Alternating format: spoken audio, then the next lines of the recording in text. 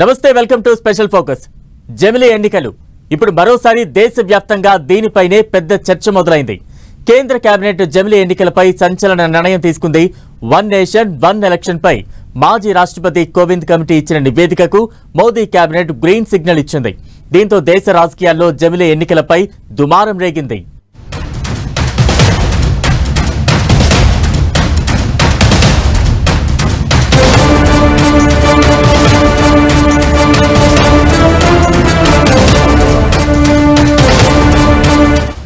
Cabinet సంచలన నిర్ణయం.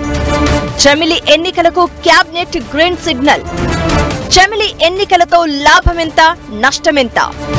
కేంద్ర కేబినెట్ సంచలన నిర్ణయం తీసుకుంది. వన్ నేషన్ వన్ ఎలక్షన్ పై మాజీ రాష్ట్రపతి రామ్నాథ్ కోవింద్ నేతృత్వంలోని కమిటీ ఇచ్చిన నివేదికకు కేంద్ర కేబినెట్ ఆమోదం తెలిపింది.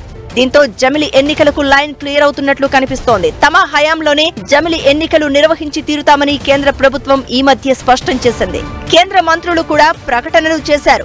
అన్నట్లుగానే మోదీ కేబినెట్ కోవింద్ నివేదికకు గ్రీన్ సిగ్నల్ ఇచ్చింది. దీంతో మరోసారి దేశవ్యాప్తంగా జమిలి ఎన్నికలపై చర్చ హాట్ టాపిక్ అయింది.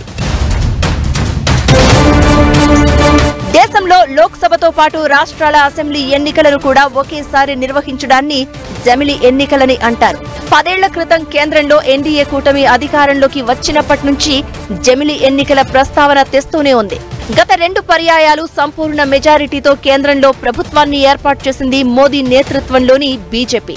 ఈసారి మాత్రం అలయన్స్ భాగస్వాముల మద్దతుపై ఆధారపడి సర్కారుని ఏర్పాటు చేశారు. అయినప్పటికీ జమిలి ఎన్నికలపై ఎంత మాత్రం వెనక్కి తగ్గకపోవడం విశేషం. గత నెలలో ఆగస్టు 15న ఎర్రకోట నుంచి కూడా ప్రధాని మోదీ జమిలి ఎన్నికల ఆవశ్యకతపై స్పష్టంగా చెప్పారు. దేశంలో ఎన్నికల నిర్వహణ అనేది నిరంతర ప్రక్రియగా మారింది. దేశంలో ప్రతి ఏటా ఎక్కడో ఒక చోట ఎన్నికలు నిర్వహిస్తూనే ఉంటారు.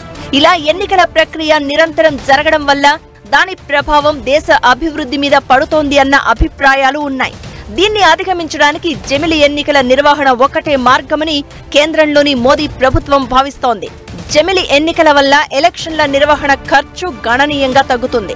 అలాగే పలు రాష్ట్రాల్లో నిరంతరం ఎన్నికలు జరుగుతూ ఉండడం వల్ల ఎలక్షన్ కోడ్ కారణంతో సంక్షేమ కార్యక్రమాలకు బ్రేక్ పడుతోంది. జమిలి వల్ల అలాంటి ఇబ్బందులు ఉండవు అనేది కేంద్రం భావన. ప్రధాని మోదీతో పాటు ఇతర బీజేపీ నేతలంతా జమిలి ఎన్నికల విషయంలో చాలా ఉత్సాహంగానే ఉన్నారు.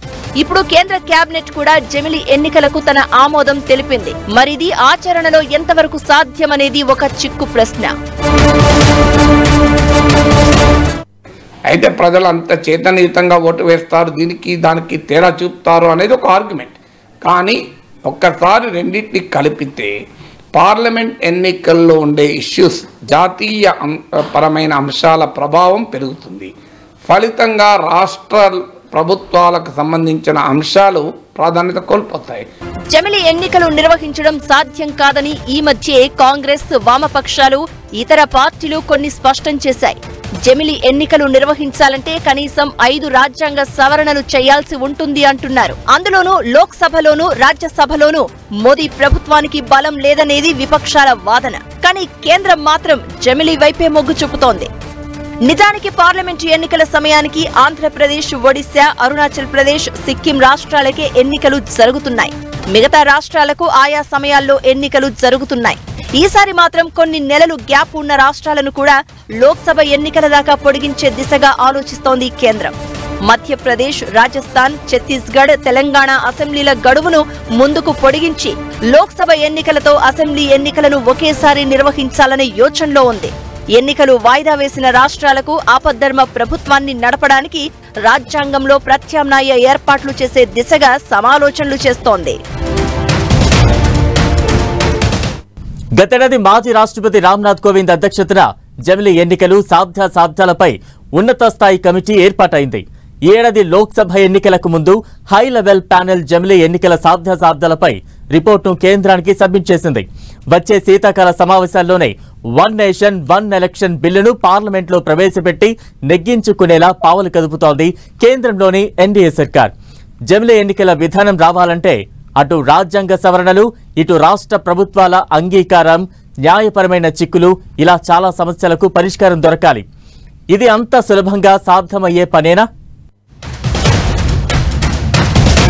మాజీ రాష్ట్రపతి కోవింద్ నేతృత్వంలోని హై లెవెల్ కమిటీ దేశవ్యాప్తంగా ఒకేసారి ఎన్నికలను సమర్థించింది.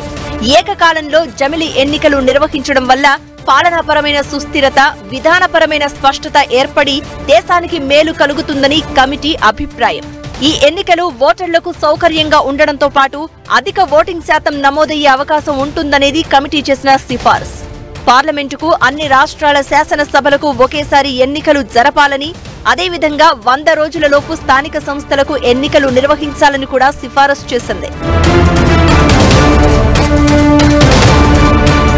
ప్రస్తుతం లోక్సభకు 5 ఏళ్ల కాల వ్యవధిలో ఎన్నికలు జరుగుతున్నాయి. కానీ వివిధ రాష్ట్రాల్లో అర్ధాంతరంగా శాసనసభలను రద్దు చేయడం, ఇతర కారణాల వల్ల పదే పదే ఎన్నికలు జరపాల్సి వస్తోంది.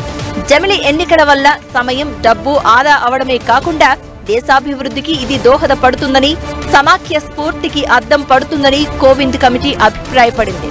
రాష్ట్రాల సహకారంతో జమిలి ఎన్నికలకు ఒకే రకమైన ఓటర్ ఐడి కార్డును కూడా తయారు చేయాల్సి ఉంటుందని తెలిపింది.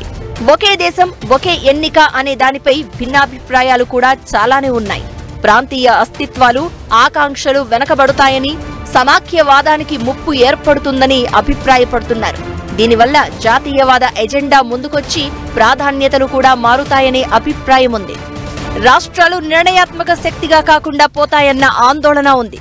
కాంగ్రెస్, లెఫ్ట్ పార్టీలతో పాటు DMK, TMC, Aam Aadmi party, ఇతర ఎన్డీయేతర పక్షాలన్నీ జమిలి భావనను వ్యతిరేకిస్తున్నాయి. ఒకేసారి లోక్సభకు, శాసనసభకు ఎన్నిక జరిగితే ప్రజలు ఏదో ఒక పార్టీకి లేదా కూటమికి పట్టం కట్టే అవకాశాలు ఉంటాయన్నది ప్రాంతీయ పార్టీల భయం. వేర్వేరుగా జరిగితే ఒకే పార్టీని ఎన్నుకునే అవకాశం చాలా వరకు తగ్గిపోతుందన్నది గతంలో ఓ సర్వేలో తేలిన వాస్తవం. ఎన్నికల ఖర్చు విషయంలోనూ జాతీయ పార్టీలతో ప్రాంతీయ పార్టీలు పోటీ పడాల్సి రావచ్చు. దానివల్ల వాటిపై భారం పడే ప్రమాదం ఉంటుంది. ఇలాంటి కారణాల వల్ల ప్రాంతీయ పార్టీలు కలిసి వచ్చే అవకాశం తక్కువ అనే అభిప్రాయం ఉంది. సో దాదాపు 1-2 సంవత్సరాలు ఉంటుంది.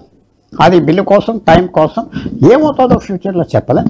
ఏమాత్రమైనా బీజేపీకి రాబోయే ఎలక్షన్స్ డిసెంబర్లో మహారాష్ట్ర, బీహార్, జార్ఖండ్, హర్యానాలో కొద్దిగా రిజల్ట్స్ నార్మల్గా వచ్చి కొద్దిగా సక్సెస్ వస్తే ఇంకా బలం వస్తుంది, పాస్ అవుతుంది.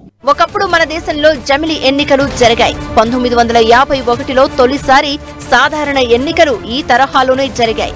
ఆ తర్వాత 1967 వరకు 3 దఫాలు ఇదే తరహాలో ఎన్నికలు జరిగినా 1970లో కాలపరిమితి ముగియకుండానే లోక్సభ రద్దు కావడంతో జమిలి ఎన్నికలకు బ్రేక్ పడింది.